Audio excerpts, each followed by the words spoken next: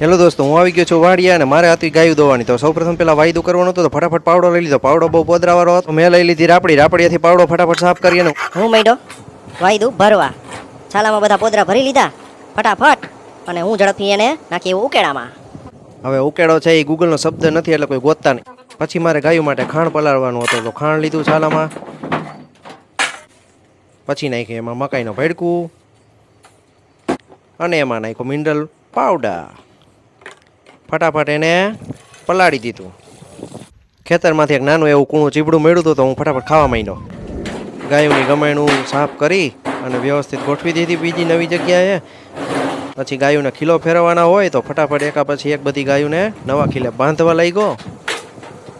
બધી ગાયોને ખીલા ફેરવી નાખ્યા.